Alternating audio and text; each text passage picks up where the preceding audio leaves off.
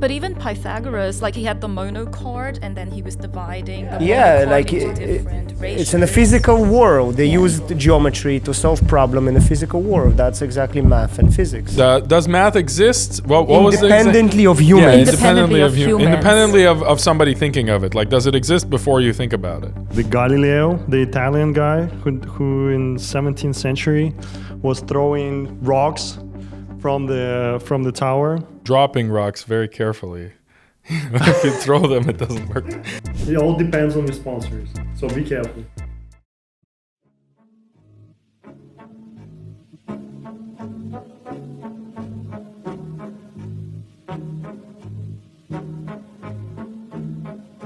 In this episode, the 632 Nanometer podcast teams up with Daniel Aaronovitch from Data Science Decoded. Daniel, Xinghui, Misha and Mike discuss Eugene Wigner's essay, The Unreasonable Effectiveness of Mathematics in the Natural Sciences. Follow along as they ponder the secrets of the universe, break down the key points of the essay, and go off on various entertaining tangents.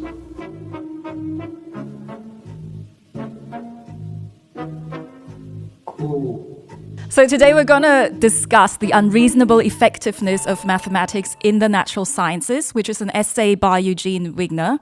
And he explores the profound and somewhat strange relationship between mathematics and the natural sciences. He begins by noting that mathematical concepts often appear in contexts where their relevance is entirely unexpected, but remarkably accurate in describing physics or natural phenomena in general. Then he introduces two central ideas. So first, the success of mathematics is providing a precise description of physical reality.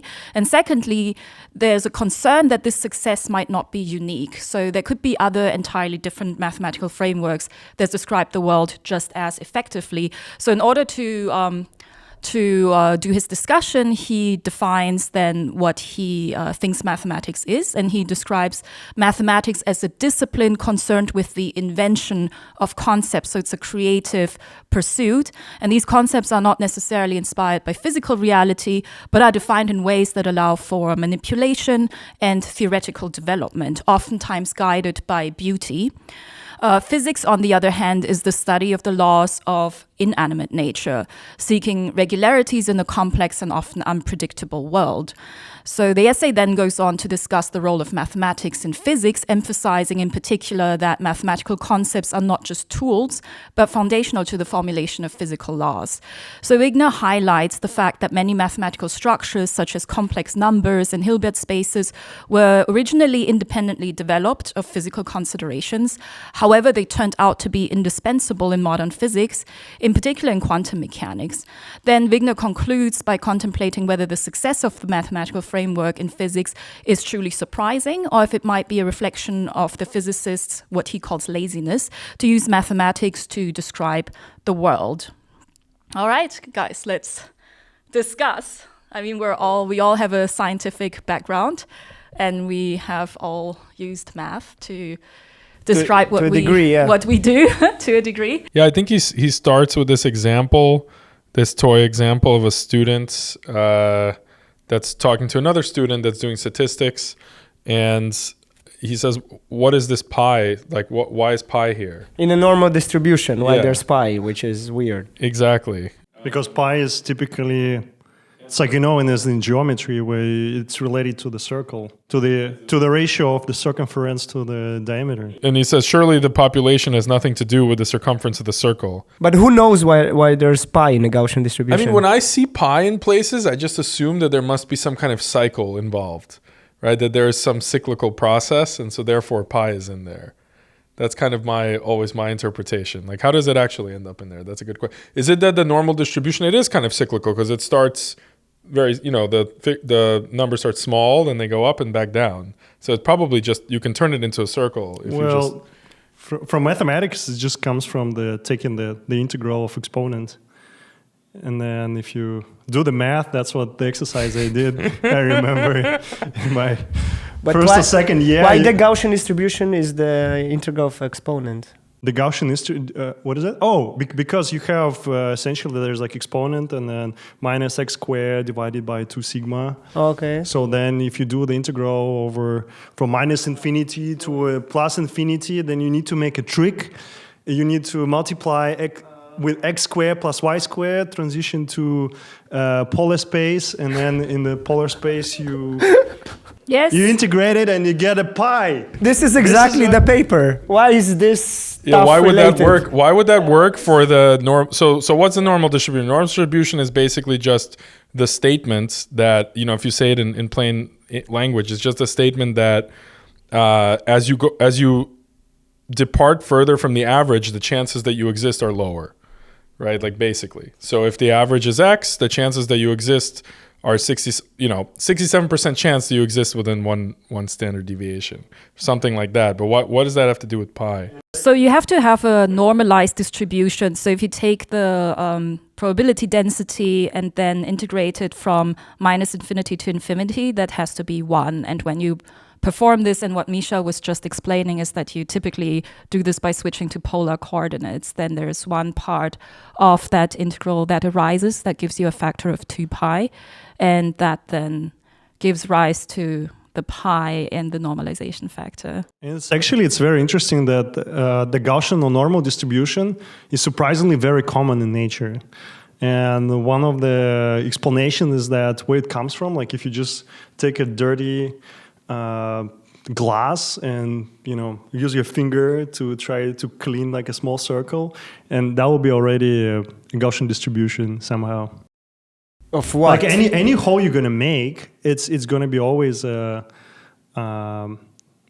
it's not perfect on the edges, it will always produce like a Gaussian distribution. If you try to send the light through the hole, if you like have a sash on let's say on the glass, and then clean up a small circle. The blur on the edge of the circle. Yeah, the blurring on the edges. You're trying to connect it to the name of the podcast, like 632. Yeah, I'm always thinking about like light. Optics and stuff. Exactly.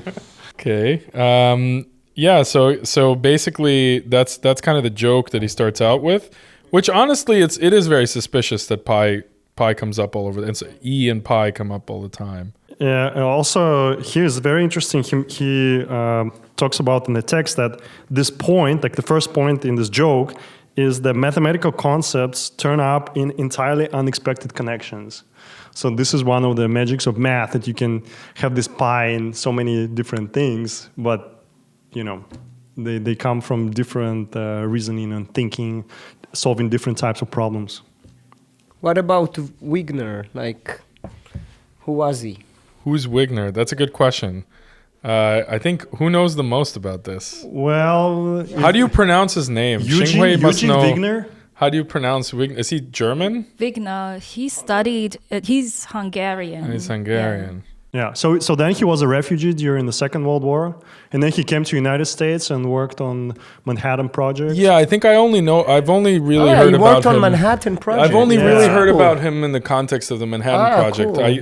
And so he also famous in the area of quantum mechanics. Yeah. It says also that he was a very vivid mathematician. So, and he received Nobel Prize somewhere in 60s, 63. 3? Okay, Yeah. you know the right number. That I remember.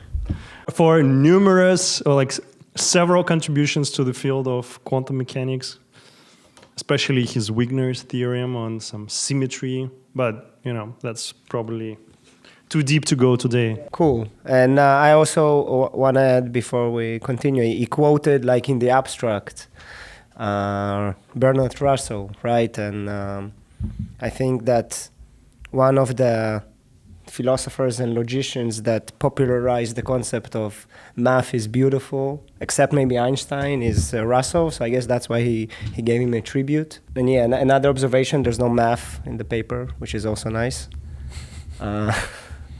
But okay, continue, Mike, about the next claims. Well, I was going to go straight to my conclusion from reading the paper. Yeah. And we can go back to the kind of chronological, like what's really written in there. But I think the biggest suspicion I had reading the paper was that it's inevitable that the laws of physics are mathematical. Like I tried to think for the last 24 hours, which, Dan's been with me for part of that time, and he's been hearing me repeat this question. It's like, At random times. how do you just invent any world?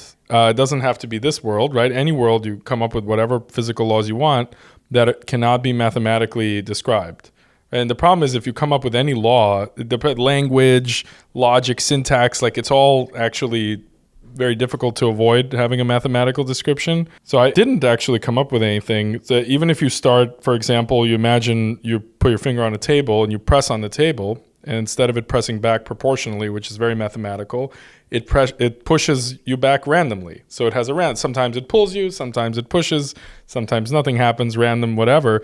That's very easy to describe mathematically, right? It would be like a distribution or some probability, right? So there'd be a probability of some value and so on.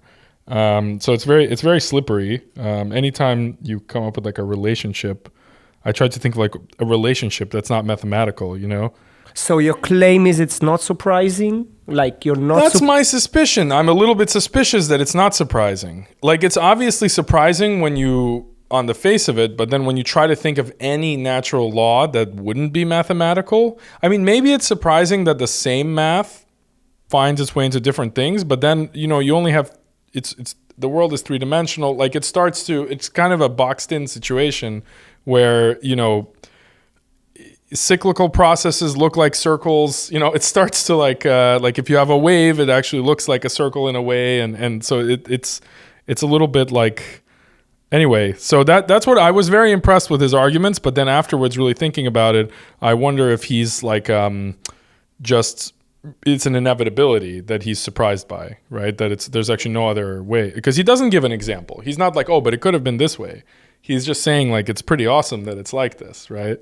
But he doesn't give a counter example, like it could have been different. And it's also interesting that adding to this, the mathematical description of the world, that usually those expressions are not that sophisticated. Like even if you take the Newton's laws, it's just the first derivative of momentum equal to to the force acting, to all the forces acting on the object. So some of these things it's all like even Maxwell's equations. Can you imagine that all phenomena in electromagnetics can be described by Maxwell, like just four equations? That's it. Of course, they are maybe written in some differential or integral forms. Of course, you need a little bit of math, but in terms of the space, those equations are very simple and interrelated with each other. And they look really beautiful to me. Okay, I wanted to say, I think that for me, the surprising part in general, not the paper, but the relationship between math and physics, is that there is any relationship at all, right? So again, there's math, as let's say it's some abstract concepts, and we won't go in if they're like real or not or where they exist, but there are like abstract stuff with infinite degrees of freedom, and we have like the physical world, whatever it is, and there's the mapping, like why even you can do this mapping. Of course, not every mathematical formulation you can map to our physical reality, but this mapping is surprising and beautiful, and I think one of the reasons scientists enjoy, to a degree, doing what they do. And often we don't think about it. We just take it for granted. And I would say that, to what you've said, Mike, like as long as you have regularities in things, you can do the mapping from math to them, right? So if you can think of a world that has no regularities, maybe there'll be no math that can describe that. You get what I'm saying? Yeah, but then... So even random, you say, okay, randomly things appear, it's a regularity, so, right? Yeah, I think almost it would have to be an illogical world. So I think the interesting thing is that, of course, our world is illogical because we can't explain where it came from. That doesn't mean it's illogical. It's kind of illogical, like because we can't explain any antecedent to the world that we exist in. If you ask, like, where did that come from, you're stuck. So it's definitely, in some sense, our world is also logical, but that's in a narrow sense, like in one little, there's just like one hole at the bottom or whatever. But in a very illogical world, you wouldn't be able to do math to predict what would happen. But then what's an illogical law, right? Like what would be a physical law that would be illogical? It's hard to come up with one. But maybe to like go away from physics in biology, for instance, the law of natural selection, that may be one of the things that's quite difficult to capture, at least in its complexity mathematically. I'm sure people have devised models, but yeah, they're like that imprecise. is, yes, and basically the more complexity you have and the more you have a mixture of deterministic processes and then probabilistic processes, these laws may become emergent that are not easily describable by mathematics. But Russell's paper restricts itself to discussing the relationship of mathematics and physics, so he actually doesn't. Russell's paper? Wigner's paper. Wigner's paper. With Russell's Starting with beginning, Russell's quote in the beginning. Wigner's paper is specifically talking about the relationship between math and physics. Yeah, so maybe biology. You're saying biology might. Well, it's kind of I mean, there's a point in the book where he quotes Schrodinger's "What Is Life" about how it's a miracle that like humans can even understand the laws of physics and go through like all the logical steps. But I wonder if we cannot imagine laws of physics that are not mathematical because our brains are subject. Our brains are subject to the laws of physics, which are mathematical, right? So we can't imagine a world where it's not. That's one possibility. I think that's a strong claim. It seems like this paper should be also like extended to other sciences where, let's say, math and physics seems like have a special relationship. But it's interesting to ask like how it is good for describing biology or chemistry, where like, a lot of empirical laws. Well, of course they're connected to quantum mechanics, but it could be like very tedious to go through those computations, and sometimes you need to build special computers to get into this many body dynamics. For chemistry and biology, should somebody write a paper like the uncanny ineffectiveness? Maybe you should write that paper. We need to invent some other language for describing those sciences. So what I also find interesting is how Wigner concludes his essay, and it is by contemplating whether the success of the mathematical framework in physics is truly surprising, as we've just said, or if it might be a reflection of the physicist's inclination to use mathematics to describe the world. It might not necessarily point to a deeper truth about the universe. There could be other equally valid descriptions that we have not yet discovered, what we were just discussing.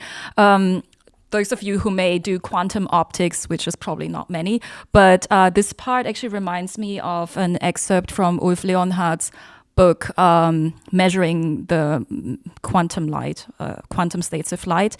And in the introduction, he actually muses about how quantum mechanics has been extremely successful in describing very diverse physical objects such as elementary particles, nuclei, atoms, light or semiconductor excitation, so right down Wigner's alley actually. But paradoxically, this universality may also mean that quantum mechanics describes our universal way of doing physics rather than the universe itself. So, however, the basic assumptions of quantum mechanics are not likely to be reduced to pure logic. They are indeed assumptions, and consequently they contain non-trivial information, not just about the physical world, but about us, about like how our mind interacts with that information. And that may be a clue to why there are similarities or why math works so well for... Right. I didn't follow the logic. Physics. How was our mind connected here? So he says that because quantum mechanics works so well, it may actually not be a reflection on quantum mechanics itself, but as how our mind is making sense of all kinds of different things, and it makes sense of various things, let's say math and ultimately physics, using a same kind of given process so that it sorts itself in the same way. So he's actually not going into the detail of this argument, he's just hinting at it. But I think someone who is actually talking more about this connection is Bernard Lonergan. So I had I think I had mentioned this before in our I'm not familiar with group him, chat. but I'll check it out. So he wrote a 800, 900-page tome called Insight, A Study in Human Understanding, where he... Poem or tome? Tome. Oh, 800-page poem would be interesting. Tome. He wrote a veritable tome that's called Insight, A Study in Human Understanding, which is kind of an extension to Hume and Kant, because he actually posits that the world around us is intelligible and we can arrive at actual knowledge. And the way he illustrates that is by explaining how math works and then explaining how the empirical method of physics and the natural sciences work. And he, in many, many more words, basically comes to the conclusion that we can grasp the world around us, but it is a dynamic. We can or can? We can. Ah, okay. Oh, okay. Now I feel safe. Including, yes, right, because we're all scientists. So including subtle comments on cause and effect, that any kind of understanding we may arrive at by following a certain process that is already installed in our But that's physics, hardware. right? So We follow a process and we get something, right? Not anything, but... Yes, exactly. And to physicists, it's very natural, but you actually use the same process in common sense. Like, it's actually the same process which is not codified in math, but for instance, when you see a riddle, you kind of, especially, these IQ tests where you see a riddle, there's like a sequence of numbers. And then the next one, yeah. And then there's a moment, so you muse about it, then there's a moment where you're like, I got this. But then you test it by writing the next number in the sequence. And then the person administering the test tells you whether you're right or wrong. So even in like a non-scientific context, there are these things where we see patterns and then we make a prediction about that next thing. But the way we form these laws or patterns, that's, according to Lonergan, that's something that's like consciousness that's already, that we are equipped with, that's separate from the empirical world we're perceiving. So I really recommend reading that as an extension to Hume, yeah. So reading 800 pages. Motivation to do that. Shall we maybe come back to like text? What since he talks about at the beginning about like maths, what is mathematics, what is physics, he gives his opinion. I don't know, was there anything striking you found? Any insightful? Like, I don't know, from the physics part? I agreed with the physics, like how he defined physics. Not sure I agreed with how he defined math. Yeah, because he has an emphasis on the invention of concepts, that it's a creative, expandable thing. Yeah, in physics he gives like example of, essentially he says that the physicist is interested in discovering the laws of inanimate nature.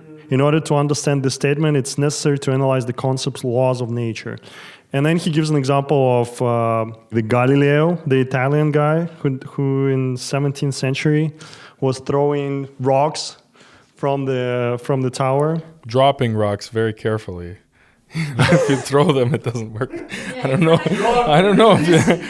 Releasing rocks. Them carefully. Otherwise, they can land a different time. And then surprisingly, it's interesting that if you like repeat the same experiment in different places, not specifically in Pisa or at any other tower or with other different types of objects, they would land at the same time if you release them simultaneously. And those laws of nature, they are actually like not changing. So there's invariance. Yeah, that's an important concept. Independent of like size, material, shape, and body. It's so Which inclusive. is surprising. The invariance is surprising. Doesn't have to be that way, for sure. Yes, exactly. That's not a given. Yes. Yeah, but you need it in order to get regularities. But you could have a monotonically changing. For example, from one side of the universe to the other, you could just have a changing set of rules, like monotonically, for example. Like the force of gravity just increases as you go from like the center of the universe to the edge. But that would not necessarily change. That would not change the form of the laws. That would just So change the constant. it's still regularity. There's also something else weird, which is that the forces the rules are orthogonal. So like gravity is like if you apply an electromagnetic field, let's say you apply an electric field to something, its mass doesn't, its gravity force doesn't change, right? Why? Like there's no reason that the laws couldn't interact with each other, but they don't also, which is strange. They're written in a certain way. Yeah, there's like it's like they're orthogonal basis vectors or whatever. Like they're completely unrelated in some kind of space or whatever, right? Yeah. Like they could affect each other, but not.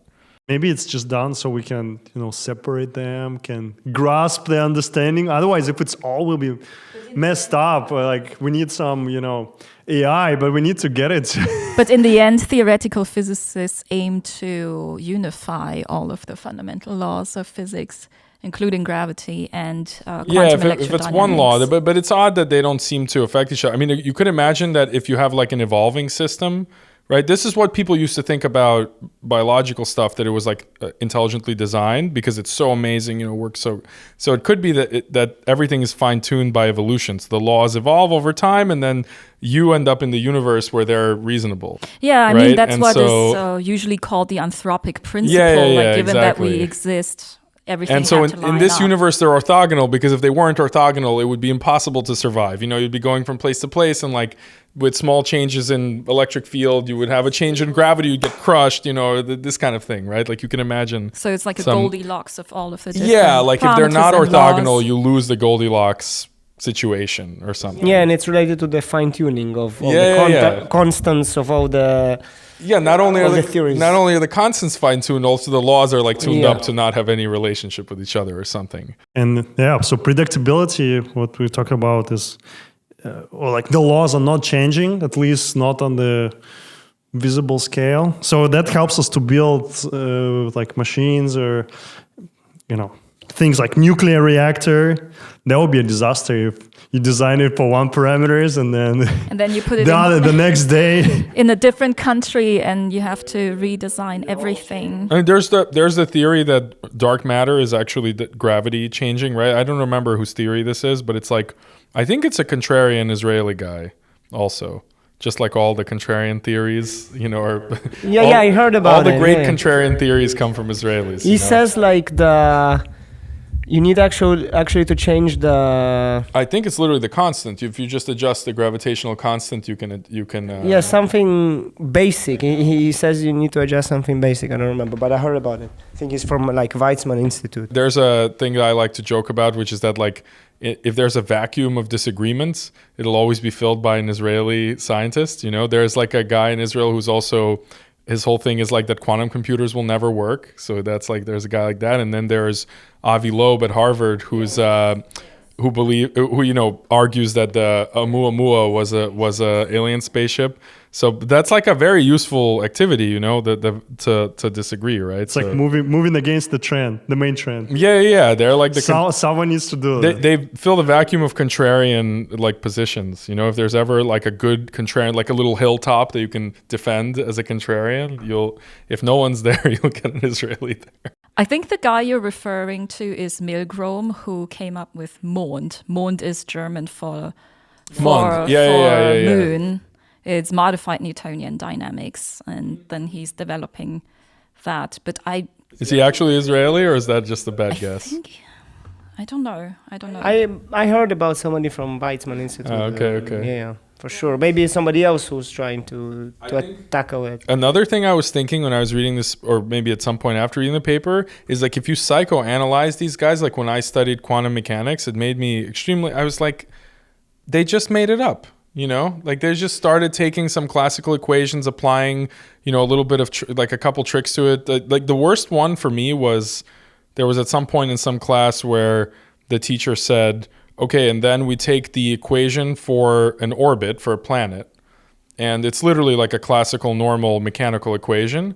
and we're going to turn it into, we're going to use an operator here, right? We're going to quantize it. And we're going to quantize it, whatever. And then they're like, I'm like, well, why do you do this? Like, why did they do this? And she basically said, like, look, they just tried this and it worked, And I think these guys felt a little bit guilty. They're like, okay, we tried all this stuff and it just worked out. We don't know why it worked.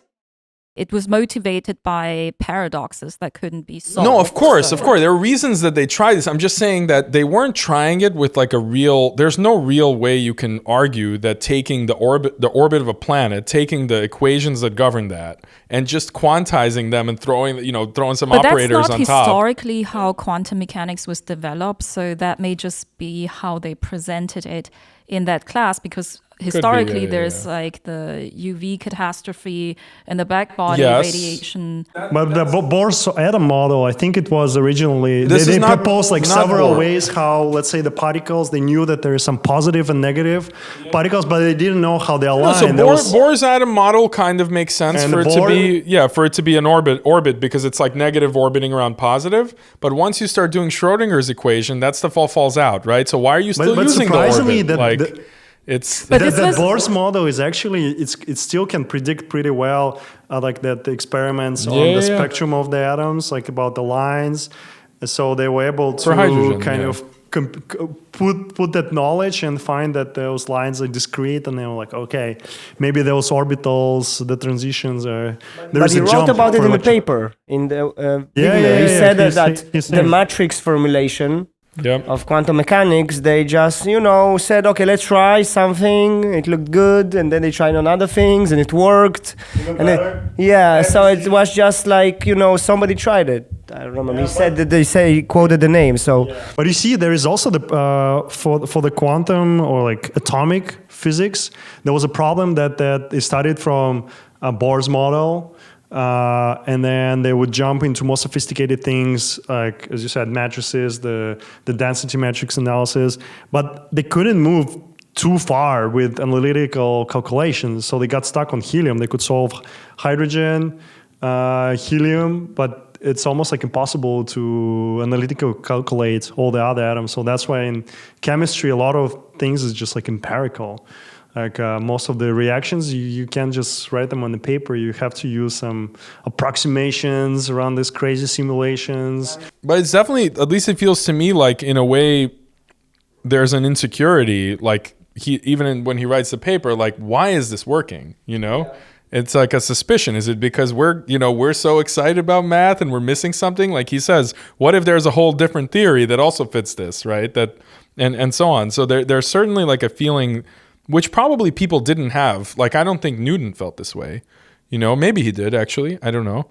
Like, look, he worked, differential equations, whatever he was working back in the day, in limits and stuff. And suddenly it also... No, but also those concepts are quite abstract. Yeah, so I wonder. Newton also was surprised, but he was extremely religious. So who knows what?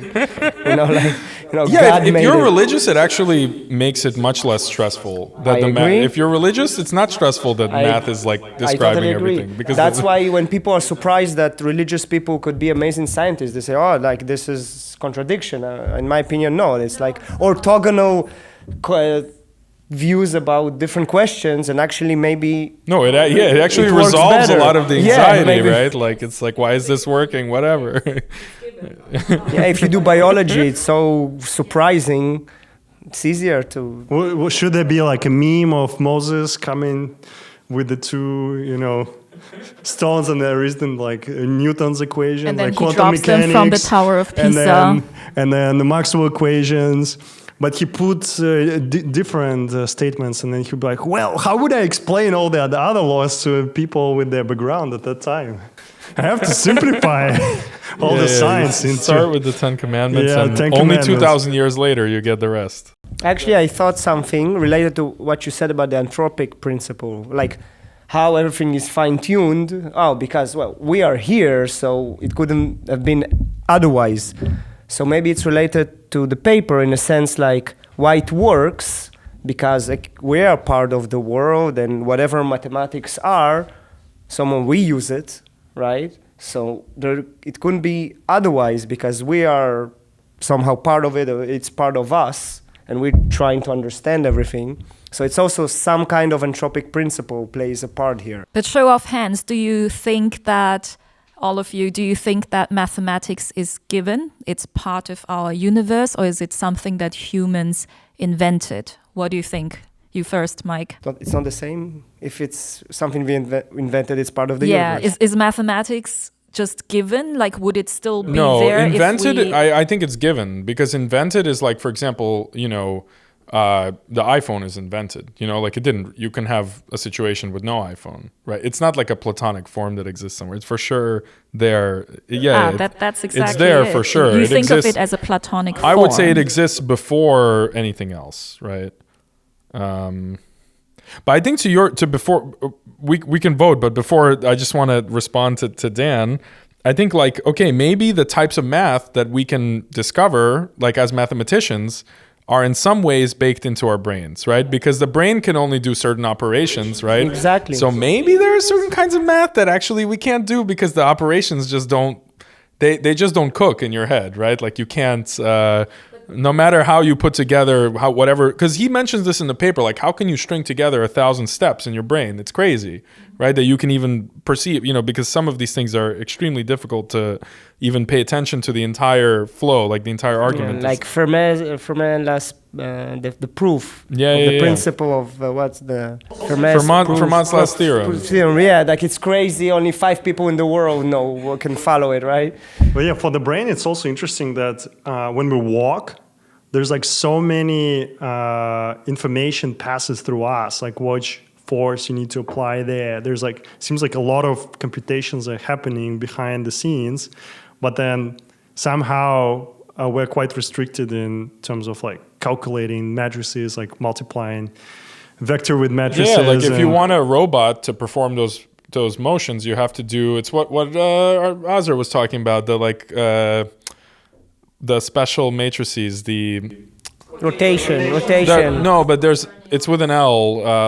Lagrange? Lie group. Lie group. Yeah. But for robotics, it's usually quaternions. That's rotation in 3 dimensions. Because complex numbers are rotation in 2. Yeah, but for some reason he was saying that the Lie group is like whatever. He does robotics, but anyway, it's like Pauli matrices is the Lie group. For sure, you're not. But maybe as an analog computer, you're just performing those calculations, but you don't have it in memory. It's like analog, right? I don't think we perform calculation, but that's a different podcast episode. It's more like maybe it's I don't know. Have you thought in general like how the math even appeared? Like how did it? I would understand when people start like maybe trading. They would be like, okay, I have how many I don't know pieces of bread trading for some fish, so they could start calculating based on their fingers, and then maybe there were some astronomers of that time looking at the stars, trying to compute some trajectories. I don't know. What do you think? How did math even start to appear in our society? I think similar to language. It's not so different. Math is a type of a language. Who was the first mathematician? Some of the Greeks? Yeah, the Greeks, they had some... So before Greeks, no one really thought about that? No, everybody had the Egyptians for sure had something, and the Mayans had like all kinds of astronomy. But I don't know if it's math exactly. I think like it was... Where do you call math? In Greek, was it the land dividing, like the Pythagore and Euclidean geometry? Yes. They were like trying to be fair in terms of how they sell their pieces of land. Yeah, like calculating areas and stuff. This is where it's the a good pie question. came. Was the first? Yeah, I guess the claim would for sure be like some trading thing, right? Like you're trying to keep track of some quantities, right? Quantities become very useful. That's how you get quantum. Was it the stars where was the first connection between the mathematics and physics? No, I don't think so. I mean, even earlier. Geometry. Like Kepler? Geometry. No, geometry is math. But where does the physics... It's connected. What was the like first levers or something? But even Pythagoras, like he had the monochord and then he was dividing the monochord like into different ratios. It's in the physical world. They used geometry to solve problem in the physical world. That's exactly math and physics. No, I mean in terms of like physical laws, like Newton's laws, or like Kepler's, how the planets move, like gravitational laws. As far as I know, it's around Galilei. Maybe, Galileo, 17th century. Seems like there was some breakthrough at that time. So it was pretty silent, and then there was a spike in terms of, we have a... Did the Greeks Greeks discovered 0 physical laws? Is that true? No, That that's might not be true. Like Maybe 0. They had some Well, math, but- Archimedes. buoyancy. Is that a physical law though? Yeah. Not really. It's not like gravity, or it's not fundamental, right? I mean, that's more like a know-how or something. So who's the father of gravity? Newton? But yeah, that's probably the closest. Newton? When the apple dropped? I don't know if there was ever an apple actually, right? It's not. That's Oh, not is supposed to be the right. story I mean, tale? maybe, yeah, I don't know. I think modern science, like, dates back to around Galileo, right? And I think he was the one that also talked about like philosophy of science, saying, okay, there's the mental stuff or subjective, and there's the objective world, and we can use math to try to understand the physical world. That, I think, was Galileo Galilei. Like, that was, if you talk about modern science, usually that's when they teach philosophy of science. So this is the starting point? The official story of like history of science is that the Greeks were like just coming up with stuff, but they didn't care about experiments. That's the official story. Like certainly Aristotle was accused of this, that like he would just come up with theories. Some of them were right, some of them not. Like he'd have theories about anatomy, right? He'd be like, this is what is inside an animal, and he just wouldn't cut open an animal to check. He would just There's the 4 write up elements, like a... and each element wants to go back Yeah, to, stuff like to where that. it belongs, right? That's why like air goes up in the water because it wants to go Yeah, back just to where make it stuff belongs. up, and then sometimes it was actually very insightful, but they wouldn't do experiments, so they had no way to but like really... There was one Greek climb the ladder. philosopher / astronomer who was able to predict a solar eclipse that brought him to Thales. Or I don't know how you pronounce Thales, it. yep. Thales, yeah. And geometry. Yes, the Thales rule. exactly. So he was known to dabble Was that with experimental? I guess he geometry. predicted, and yeah, that's sort of I experimental. think it's not really known how he did it, but he must have observed the movement of celestial bodies and had some hypothesis around why there should be a solar eclipse at that particular time. So that's his claim to fame. And also, what do you think now? What is happening? Is it everything solved already? Like, all the... Wait, does math exist? Wait, but first, does math exist? Does math exist? I answered the question, but I don't think you guys answered, right? Does math exist? What was the Independently of Yeah, humans. Independently of humans. independently of somebody thinking of it. Like, does it exist before you think about it? Like, did Hilbert spaces exist before Hilbert? And it's I mean, just like apparently, this yes. perfect form. It's just perfect. What about before the universe? That's a very good question. Before the Does universe? math exist before the universe, or do you need the universe to have math? Yeah, of course you do need the universe. I think universe comes with its laws. That's my philosophy. I mean, we're going to like philosophical If you questions. change the universe... Metaphysics, yes. But No, that's but okay. imagine any universe, you still get the same math. You can't change math by changing the universe. You see what I'm saying? Like you can't change the a squared plus b squared equals c squared in a way. I mean, it can be. If it depends who You can imagine a different universe with different laws, right? At least that. who renders this world. I mean, that's my vision. So someone coded all their laws, and they're like, okay, hit the enter button, and then here we go. Here's the product. My answer is I'm a monist, so there's only one thing metaphysically. So I would say, yeah, the universe comes with math. It's together. It's one thing. You get it at the same time. Yeah, at the same time. And every distinction we do, there's math, there's physics, there's mind, there's matter, all of those distinctions we do, it's just our perspective on this one thing that it exists, and that's it. And it's so beautiful also.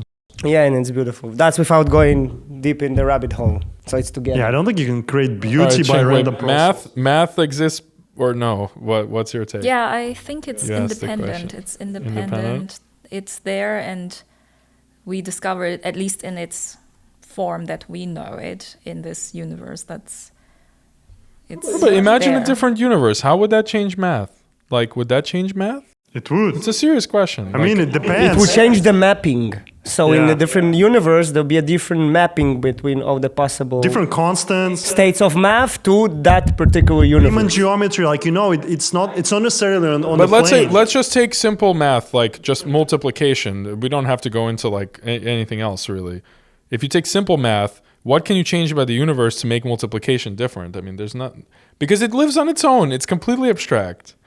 Like maybe multiplication doesn't apply to this universe, but it doesn't get rid of multiplication. No, why? You can imagine multiplication when the output of multiplying two numbers is another two numbers. It's not one number. Or whatever. You know, you can go crazy. That's What a about different... a universe? But would that still be multiplication? What kind of multiplication are you talking about? It's like simple multiplication of vectors, of tensors? I mean, just A times B is C. Well, like just numbers. well, that just one counting literally like fingers. Well, you know? this one is just, you just agree that 2 by 2 is 4, right? Yeah, you assume it's an multiplication axiom. is defined abstractly, right? So like if you define it, for example, in this universe, you know, the useful version of multiplication is like A times B is C, right? Just for numbers, you know, 4 times 4 is 16. But like Which base? yeah. But yeah, my point is just if you pick whatever abstract mathematics, I don't think if you need to.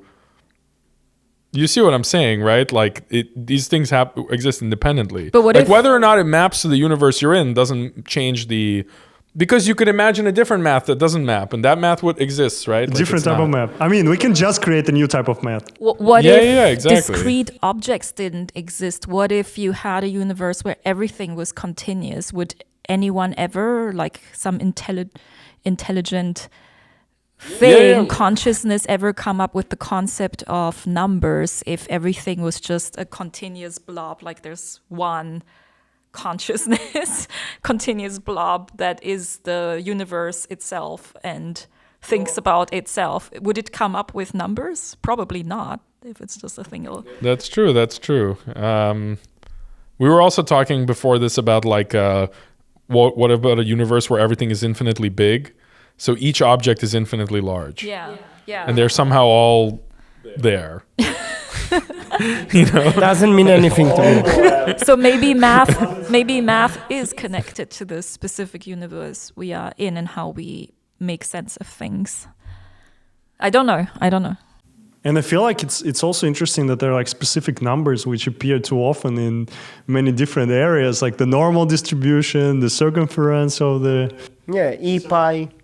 Where else we can maybe count? Where do we see pies and how many things? Square root of 2. I feel like E I'm actually comfortable with. E? Because E I kind of understand why it shows. Dude, do you know what is it? It's the number where its own e to the x, its own derivative is e to the x. No. I like the explanation. You take one and It's then a you limit. multiply one infinite number of times. It's and a you limit. and you get the E number. E is a limit. It's a limit. Yeah, exactly. it's That's a what I'm limit. saying. It's Yeah, like yeah. 1 plus 1 over One n to the power of n, yeah, and it's a 10 to limit. infinity. Yeah. But isn't it amazing? You just take one, multiply infinite times, and you get 2.71, blah, blah, blah. It's magic to me. And limits, like infinity does not It's exist. supposed to be 1, right? If you take 1 and keep multiplying by 1. It's like the Riemann zeta function, get minus 1 over 12. Yeah. Yeah, but I think E is not that suspicious because it's e to the x is when you take the derivative, you get e to the x. Yeah, so yeah, that's a special number. that's- that should show up in a lot of places because it's like this sweet spot, you know, which must be like. You see what I'm saying? Like it's kind of a. Whereas pi, doesn't even. I guess pi is half a rotation, or whatever. It's like, Well, for trigonometric functions, like. so basically anything cyclical. But when you have e and then like 2 pi, so that's exactly like the full circle of the phase. Then we get to these complex numbers. I mean, that's an interesting example he talked about where we complex went numbers. beyond, the math which describes the physical space into our like real and imaginary things, and it's interesting that it helps to do the calculations in that complex space and then come back. And you need to come back. Or like in quantum space, everything is, is complex. It's Hilbert space with And complex also without. amplitudes. I mean, even electrical engineering, so much everything. But in easier. electrical engineering, Fourier you always come transforms back. You always come back to the real. Yeah, but also in quantum mechanics. No. You need to take this. If you want to do the square, to square of your amplitude to But get. then there is a phase thing. So phase, you can do measurements on interference type of measurements, where this imaginary part, like that favorite Michael's number E, with the Ix would appear. But still, you take the real part. Oh, but yeah, it will. You will take the real part, but that imaginary part will play a role in that. Yeah, of course, it plays a role. Also in electrical engineering, like it's supposed to be the inductor or whatever if you're RLC circuit. But do you know why they introduced in electrical? Because again, as Michael said, the beautiful properties of the exponential function, because its derivative and integral are easy to calculate. So you go to the real imaginary space, do the calculations, and then come back instead of dealing with these nasty cosines and sines and whatnot. By the way, related, I asked before ChatGPT, I looked into, can you formulate quantum mechanics without imaginary numbers? Mm-hmm. Okay, the answer is yes, you can do it. And actually, there was a paper in Nature by Gisin, Gisin, Nicolas Gisin, I think it's Gisin or Gisin, is French physicist. And he claims that this formulation actually will show different empirical outcomes. So it's actually testable. So it's like a different formulation of quantum mechanics. He published in there. So it's really interesting, this question. But yeah, maybe we're digressing, and we should continue to the last paragraph. I think it's a cool one. Yeah, we should read it out loud maybe for before everyone. the last paragraph, I think there is another interesting thing I want to point out about like uniqueness of the mathematical models for physics. So he says we're in position similar to that of a man who was provided with a bunch of keys and who, having to open several doors in succession, always hit on the right key on the first or second trial. He became skeptical concerning the uniqueness of the coordination between keys and doors. So it's interesting that the doors of physics can be still opened with different types of keys, like some of them are more precise, but in another case you can still have like rough like bar model, say for quantum mechanics, and you don't have to go into like, for example, density matrices to do the calculations. So it's interesting that there are like several approaches, like even for gravitational for the gravitational physics, like, you know, it started from Newton's laws, like, which are very simplistic, and then it expanded by Einstein, who came up with this general theory of relativity. So maybe there are even more things which could, you know, it shows that more sophisticated. Yeah, and more. that's why I'm quite skeptical of unifying everything into one theory. But also that next thing that we may need to describe a new phenomenon may still pass as math. So for instance, going from classical mechanics to quantum mechanics, you go from calculus to probability theory. So those are different parts of math still. So we don't say that probability theory is a different type of language. It's something new, a new tool that we invented. So whatever else we may invent, probably we would call math as well. Could be one answer to that. It would have to be something wildly different that cannot be classified as math. I mean, the interesting question is, like, why did it really have to, like, okay, quantum physics especially, they were just, again, at the beginning, there were some clues, like, okay, something's wrong. When you heat up a metal, it's putting out the wrong wavelengths and so on. But in the end, they're trying different ways, you know, making stuff up, or almost making things up, like taking analogies and using math to check if it'll be predictive. And the question is, like, if they tried this 300 years earlier, before some of that math was invented, like, would they have solved the problem? Or did they literally have to wait for the math to, or not invented, found, whatever. Before this math was found, would they have solved the problem some other way? Or did it literally require some of that math to be found before they could, you know, why? So basically, if physics was ahead of math a little bit, would it have to wait for math? Or, like, what would have happened? Not always. Like in Heisenberg's case, he reinvented matrix multiplication independently of math. So that had already been around, but wasn't really used by Oh, I see. physicists. So he wasn't. He later it turned out okay. This was already mathematicians were doing exactly. this. So he I see, just I wrote see. down tables and made up rules for how these tables needed to be Yeah. multiplied or combined. But it turns out that those rules were actually matrices and matrix multiplication. So he Literally matrix multiplication. Yes. So he reinvented. This is the matrix mechanics. Yes. So he reinvented that. Yeah.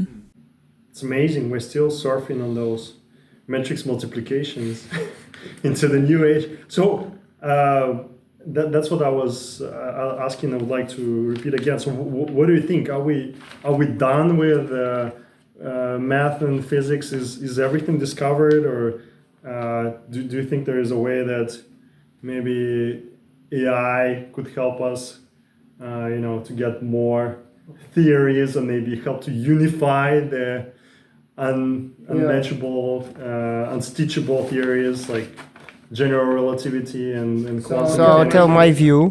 So again, if there's like the physical world, then it's something. And there is mathematical world, and there's infinite degrees of freedom there, right? That's why we had some more, less sophisticated theory, and then we found a better theory, etc. So my view is, if an algorithm can search, right? So this mathematical world is infinite to a degree. It can do better search there than we are doing as a human species. So maybe it could find better theories, or not theories, like formulations. Because to me, it's a mapping. There's the physical world, there's the mathematical world, and we try to find better mappings that work better, in a sense, give better predictions. So in my opinion, for sure, if you can automate this search, the scientific process is to search this mathematical world for better formulations, maybe it could help. I think there are clearly still things that need to be discovered. Like there are inconsistencies. We don't know what dark matter is, so that's a very... We still didn't give in on dark matter. It's a Trying to figure out what is it. Very good hint that there's something missing in the picture. But then also what I said earlier, we don't know what consciousness is. Like there's definitely topics that Where life are comes from. Origins of life, consciousness, for unexplored, sure, yes. I don't know if consciousness is even a scientific. In my opinion, it's not a scientific question, but... I mean, maybe like theoretical, if you think about it, if you're like investing, right? So what would you invest in if you wanted more physics to happen? Shrooms. Actually, I don't think that's a wrong. I think that's a good. That's a good. It's the best answer, This is how we get to the changed state of mind and... The stoned physicist theory. You know the stoned ape theory? No, that's like what's a the popular one. stoned ape theory? It's very popular On Netflix. amongst like, degenerates, but it's basically like Joe Rogan. Yeah, it's basically like the stoned ape theory is that humans were just near maybe getting intelligent, but not quite, and they were that way for a very long time. And then some human tried, ate some bad mushrooms like growing on cow poop or whatever. No, you say they ate a lot, not just Antelope one time. poop or whatever. But they kept a lot of times. They were just getting slightly up leveled up or whatever by taking these shrooms, right? And somehow that led. See, this part I don't understand in the theory, but somehow that led to an evolution of more intelligent people. So basically, like it was sampling the space of like what would happen if people were more open-minded or more intelligent or whatever, because they were maybe slightly below, like they had low creativity, let's say, but then they would sometimes like eat these mushrooms, get poisoned, become more creative, and maybe like make a tool or something. But how would that pass then down eventually genetically? It wouldn't, but maybe it would like somehow select for more creative monkeys somehow. This I don't think I'm a No, good... I can answer. You can answer No, this. like we Okay. talked about this today in a different... You talked about a lot today. Oh, yeah. But let's say you need like to jump like a potential. Yeah. Right? You have like a potential wall and you need a lot of energy to go over it. So in a sense, if like a lot of humans are creative at some degree, few of them will take whatever psychedelics, and then maybe they can jump so then maybe they can invent something. But that the question is, wasn't how there. does that pass to the next generation? That's Maybe the part. tools pass. I don't know. Yeah, but and then maybe the ones that can use them get selected. yeah, and whatever. things like So it that. maybe not Yeah. just like IQ-wise, just some kind of I mean, jumps. you could argue that you've seen this with coffee. Like when Europe discovered coffee, things just started happening. They switched from beer to coffee, and like Is there a clear demonstrated correlation? Yeah. For sure, like the French Revolution and all these things, or at least. So what happened is there were First time I'm hearing about this. So England was when England started trading and getting coffee. I think this is in the 15. Yeah, maybe this was tea in England. But yeah, caffeine. So basically, you couldn't drink water because it would be like you would get sick. Oh, so you say switching from beer. Yeah, so beer is one way to tea. sterilize water. Another way is to boil it, and so people would sit in coffee houses or tea houses and drink a lot of tea, and this would make them more excited to talk and so on, versus coffee, which would. There's actually there's a lot of memes that are like, this is what the alcoholic societies, the psychedelic societies, the coffee. I mean, we live now, I would say, in like a coffee society. Yeah, we are a coffee where society. everybody is programmed by coffee every day to like sit and like. Well, now we're trying to deprogram it with decaf. Yeah. With decaf, we're trying to we're getting deprogrammed. We're just sliding down. But like maybe like America in the middle of the century, America was like a nicotine society, right? Like everybody, the room where like they designed the Apollo rocket or whatever was like full of smoke. Everybody's smoking. Anyway, yeah. I'm not suggesting anything, but okay. But the thing I wanted to say earlier was actually very interesting, but we got off onto the stoned ape thing. Somebody shouted shrooms randomly and derailed the conversation. What was the thing that we can cut this, but what were we talking about before the shrooms? Don't cut anything, Mike. Come on. If there is any like future, where are we going with? Yes. I was saying, if I was investing, like if I put on like an investing hat, and I said, okay, I'm going to invest resources in finding new laws of physics, right? Maybe you just cut out the theoretical physicists for a while. They're clearly not having a lot of success, right? So you remove the middleman. You just have experiments. You have the experimentalists and the mathematicians, right? And so you just produce more math and produce more experimental data. They would never be able to communicate. Like it might, but they don't need to communicate. You just do that for a century, and then, or 50 years or a century, and you just produce as much math as possible. It doesn't need to be applicable to anything, and you produce as much experimental data as you can. Improve your equipment. Get better, just whatever. Take like measurements of neutrino things. detectors. And then it's a search problem. You just try to get a better measurement of what's going on, improve the equipment, etc. Gold diggers. Take more precise measurements of a quantum phenomenon. Build more quantum computers. These kinds of things. That's literally what I'm doing. Astronomical better observatories. Like just collect more data. Giant interferometers, whatever. Right? There's lots of ideas. Right? Like build more colliders or benchtop quantum experiments, whatever.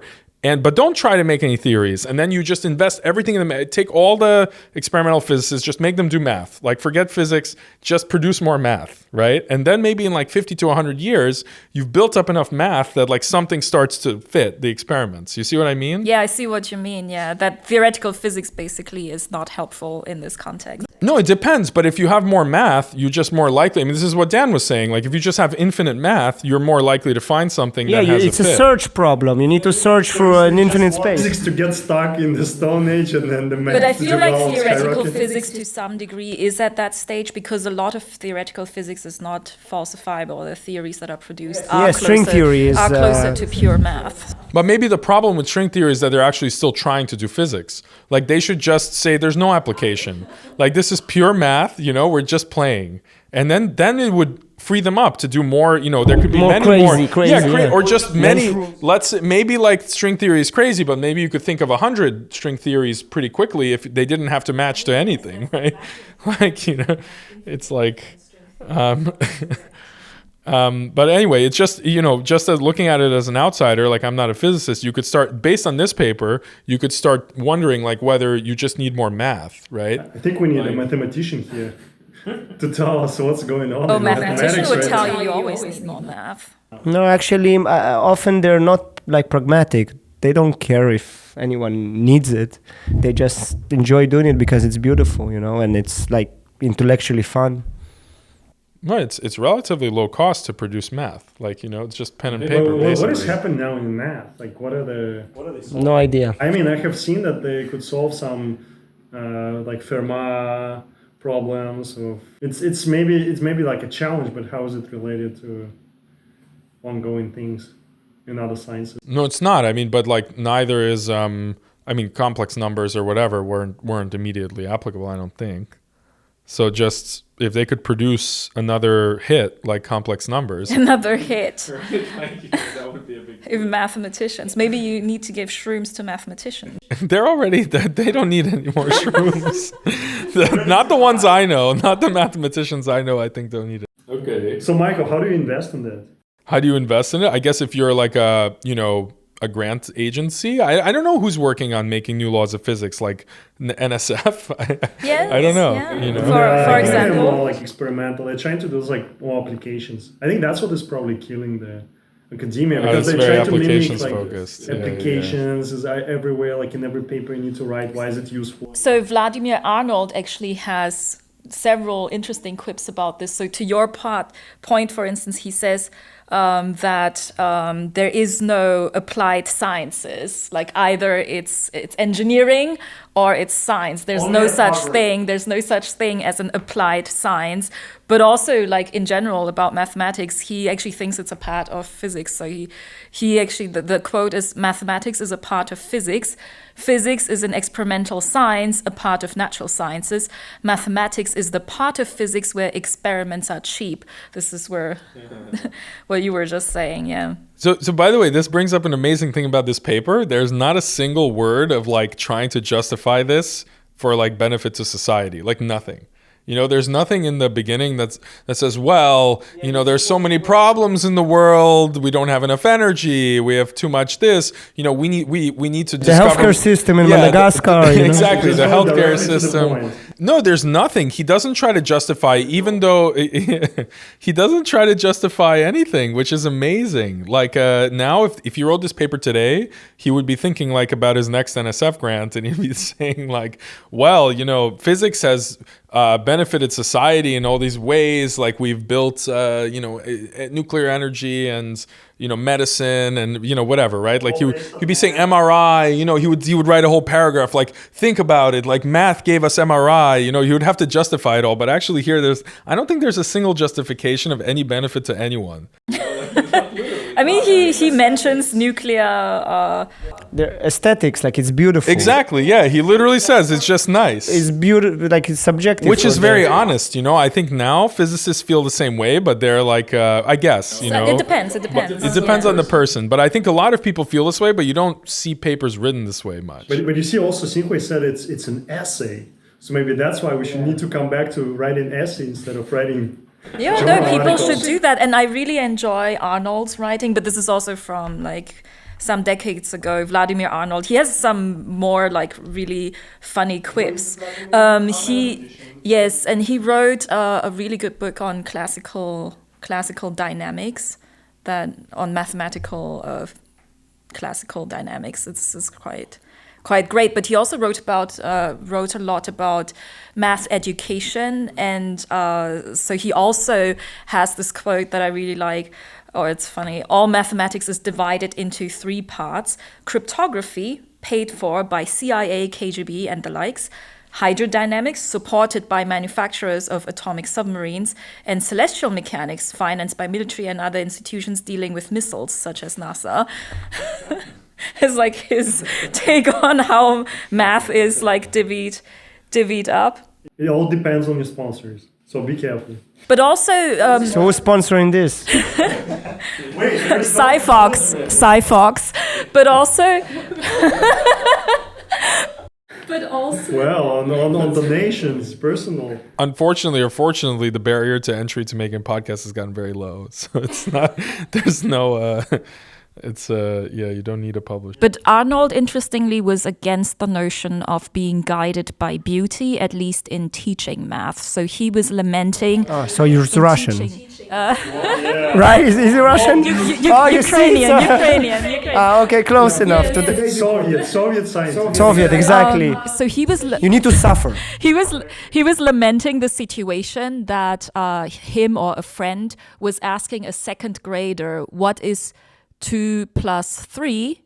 And then the second grader answered, oh, it's the same as 3 plus 2 because it's commutative.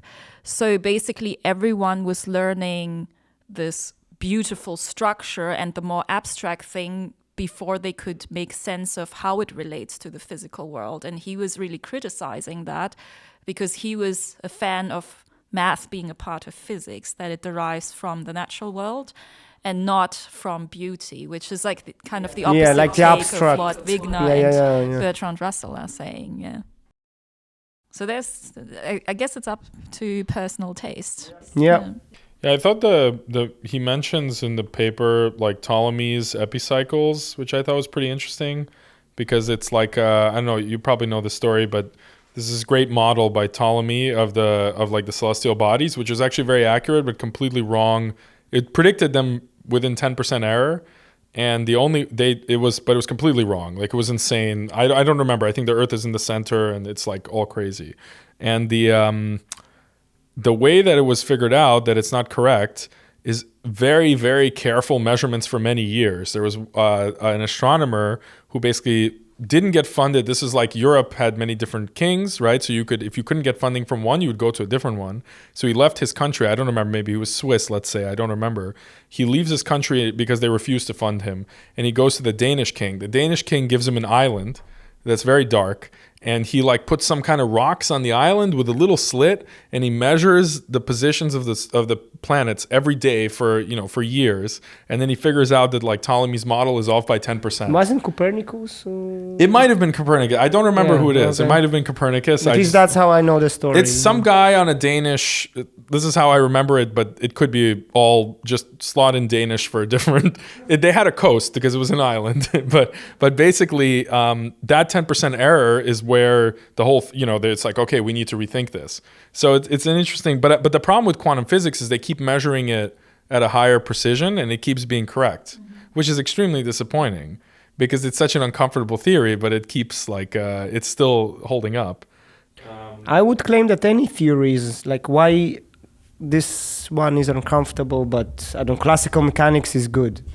They both abstract mathematical concepts.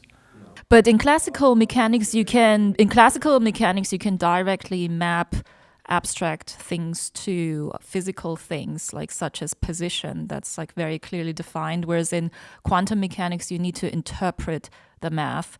So that's why people have these different interpretations, like the Copenhagen interpretation of the wave function collapsing, or the many worlds interpretation. It's up to interpretation. That's very different for quantum mechanics compared to classical mechanics. And then in fact, the reason people were converging on or agreeing on the Copenhagen interpretation is because there was a conference like the Solvay conference. Yeah, and now it's out of fashion, I guess. But I get what you're saying, but this is because it has like more degrees of freedom in how we interpret what it means. But let's say quantum mechanics, it uses, complex numbers. Right, and they're like, what do they mean? And maybe classical mechanics, you don't need complex numbers. No, so maybe it's easier, but still, it's abstract stuff. We map some abstract math to physical reality. Now we map more complex abstract math to physical reality, quote quantum mechanics. But it's still some mapping. So you're in the camp. So I think this attitude is encompassed by the quote "shut up and calculate." It's like we don't care like what the interpretation is as long as it's no, I actually true. do. It's interesting. It is interesting. But I think I'll tell you where the mistake. The mistake. It's not the discomfort. I think a lot of physicists, maybe you're in that camp, make like a logical fallacy, right? The fallacy is we have some model of reality, classical mechanics, quantum physics, whatever, and we forget that it's a model of reality. It's not reality, right? All the quantum interpretations, they think, okay, we have quantum mechanics, reality is quantum mechanics, reality is quantum. No, it's a model. Let's try to understand what it means. Oh, there's quantum interpretation, many world interpretation, whatever, Bohemian mechanics. Bohemian mechanics. Whatever. No, I think that's the mistake. That's a model. Yes, it's not reality. Yes. Reality is not quantum as it's not classical. It's something else, and we have some mappings. Yeah, that's where I stand. So I'm not in a shut up in calculus. It's like approximations. I agree with that. Yeah. I'm like, it's models of reality, and some are better than others. And that's they it? have their own purview of like where they are valid, their domain of validity. But I think every proper physicist would agree with that it's merely... Many physicists got angry when I told them. They said, no, the world is quantum. No, but then that's a bad physicist. If they equate Cool, that okay. with reality, Okay. I would say that's a bad physicist. Okay, It's cool. a model So that I'm has, with you. I'm with Yeah, you. that's not what physics says. It's also interesting, like if you look Yeah. if you look at the development of quantum models and the classical ones. So classical ones were mostly based on your like intuition. For quantum ones, I agree. you just, as Xinghui said, you just need to forget, Yeah. shut up and do the derivations. Like because whatever happens in micro world is so different. And you have some complex numbers there. How you get intuition about complex numbers? I don't know. I feel like it's a habitual thing. Like I got used to quantum stuff. Like if you just repeat it often, at some point you just get used to it. It's Like maybe energy levels and colors, you can like kind of swallow that.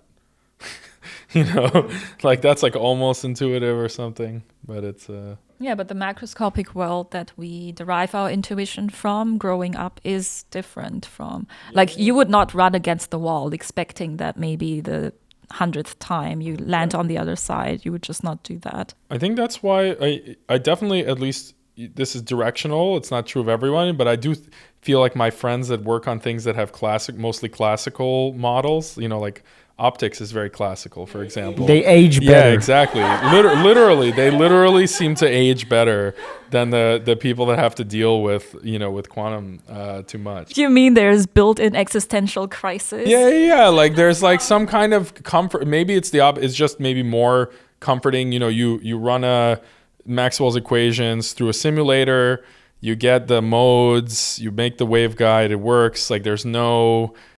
It's the same in quantum. But There is a mapping between like Schrödinger and some, you know, stuff in quantum mechanics. But you can't like imagine in your head, like with classical stuff, you can imagine a movie in your head, how it's going, and it like feels good, you know?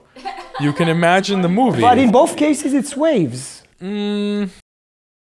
But it's like physical In waves. waveguide, you have TE. Yeah, but these are physical. They're physical waves. The electrons are going like this. You know, it's like very nice. Whereas the Schrödinger waves are waves of probability, which is rough. Like that's I don't know what electromagnetic waves are. So to me, What's a probability wave? I don't know also. I don't know. Have you seen electromagnetic waves? Like, do you have intuition about them? No, but you can make them, it's easier to make them visible. Like if you take a microwave and you have a standing wave in your microwave, you put in a piece of chocolate, you see where the nodes are. So there's more directly. Maybe you can do it, but as a regular person, that's not an intuition you get. Just drop a rock into I have the water. about waves. I don't care if they're complex or real waves. Like for both cases, I use math like that is complex in electromagnetics, is complex in quantum. Okay, I'll let, if you want to go down this rabbit hole, I'll give you an example. So let's say you have a optics where just simple like a lens or like a waveguide or whatever, and you can imagine, you know, the light is shaking the electron, it shakes the one next to it, and it like kind of moves through them, right? So that feels okay, and you know, the refractive index depends on how stiff it is, right? Like it's almost like sound, you know, it feels very, you can imagine some springs and things like that. It feels really physical. Then you take a laser where you have stimulated emission. Why does the light come out the same direction? So you have a photon passing an excited electron. It tells the electron for some reason to fall. I don't know why. Like it comes out of the equations, right? But I don't. No, but it lasers in both directions. The reason that in a laser No. Of course, but there's there's infinite directions. Yeah. Why does it laser just in the direction because of the light? cavity. No, I get it. I understand. But why does when a photon stimulates? Let's say a photon is passing in the direction of X, right? When it stimulates another photon to be released, why does it get released along that same axis? Like it's just. But there's also conservation of momentum. But also you only resonate in the axis. Spontaneous emission goes in any Goes direction. everywhere, but then you select for the mode. Why does stimulated emission go in the direction of the stimulation? Do you see what I'm saying? Stimulated emission is coaxial with the light, with the passing photon. because Einstein. But that's very weird. I think it is an Einstein derivative. yeah, he derived it. But it's not. That's not intuitive. Like imagine you have a bomb, right? Like an electron in an excited state is like a bomb, and you hit it with a bullet. Why does the bullet come out in the same direction? No, but I'd assume it's for conservation of momentum reasons, no? Is that why? But which momentum is being conserved? There's like several explanations, but I mean it's like basically modes. It's emitted in the modes which are allowed, and then If it's modes, it's a classical waveguide theory, which is like electromagnetic. Why is it? What's the mode explanation of stimulated emission? for the modes, like you're saying, why it doesn't go into stimulated emission to me. well, because some of the modes, like between the two mirrors, you enhance the states in which the photon can go. But if you have spontaneous emission, from a single, let's talk about a single electron. So if you have spontaneous emission when the electron falls, it goes in any direction. If there is nothing and like no cavity. No cavity. Let's say you have a cavity. No, but if you have a cavity, cavity. Even changes spontaneous emission? Maybe. Yep. Are you sure? How do I know if I'm a single electron in the cavity? How do I know about the mirrors when I'm emitted? Because you're a wave, you're not a particle. No, you don't know. I have to travel to the end to feel the mirror. No, but you're a wave. You feel it already. Okay. There's like, in quantum mechanics, it's like density of states. So you go from one pool to another one, and then the probability will depend on how many states are available. But let's say I'm a single electron. Let's say I just have a crystal and it has mirrors at the ends, just like a laser. Yeah. It's a laser, but it's not on. The laser is not on. A gamma ray or whatever from the sky hits one of the atoms and promotes an electron, and then the electron falls on its own whenever it wants and emits a photon. That's going in any direction. It's not going to the mirrors, right? Like that's just going wherever. You just need to check in the experiment, man. It goes into any direction in your mind, but in reality, it's not what you think about. Does that emission, the natural or the spontaneous emission? Say spontaneous emission. If you have mirrors, if you have a cavity, for sure wouldn't be in all directions. How big can the cavity be for that to work? No, but other than that, you do still have conservation of momentum. Like you come in with photons that have a specific momentum, and that needs to be conserved. That photon keeps going, right, in stimulated emission. So stimulated emission, you put in one photon, you get two. So that one is always conserved. So you have population inversion. But Michael, you need to justify like specific conditions. That's why after Einstein described that the stimulated emission, it took how many years to build the first laser? Yeah. What was it? Something like half a century or so. So it took a while, experimentalists. It's not that they didn't read that paper, but they were really fighting to tune up those. To get population inversion and to have it spin itself up instead of die. It just dies, yeah. But I would just say back to the main point. Yeah, classical mechanics is more intuitive. I would agree with that. But I don't know, if you have intuition about electromagnetic waves and stuff, I think you can have intuition about quantum mechanics. I mean, for this one, it's kind of like a semi-classical picture. And then, as you were saying, like as it goes through a waveguide, you have like this kind of the Lorentz model where you have the electromagnetic field of the incoming photon. It is interacting with the atom, but then this has a specific direction, like there's a dipole moment of it. So that should matter in which direction this dipole moment is directed. It's like a physics therapy, Like I'm like uncomfortable with stimulated emission. You're uncomfortable with stimulated physics therapy. I feel like emission. Okay. Too far from the topic of Okay, so Eugene Wigner. Should we read the? Yeah, I actually have a better phrase. The last paragraph. Yeah, the last paragraph, and I also have another statement by Bertrand Russell. Since we started with it, we can also finish with that. Here. So he said that physics is mathematical not because we know so much about the physical world, but because we know so little. It is only its mathematical properties that we can discover. Physics? Physics is actually, it's too rich, but mathematics is it's like a simplified version, and the mathematical properties, that's what we can discover. He's saying that physics is mathematical because that's the only part we can understand. Exactly. Or the only, okay, that's. He also says, pure mathematics is the poetry of logical ideas. Cannot disagree with that. Okay, let's read the last. Dan, do you want to read it or you want me to read it? The last paragraph. Let me end on a more cheerful note. The miracle of the appropriateness of the language of mathematics for the formulation of the laws of physics is a wonderful gift which we neither understand nor deserve. We should be grateful for it and hope that it will remain valid in future research and that it will extend for better or for worse to our pleasure, even though perhaps also to our bafflement to wide branches of learning.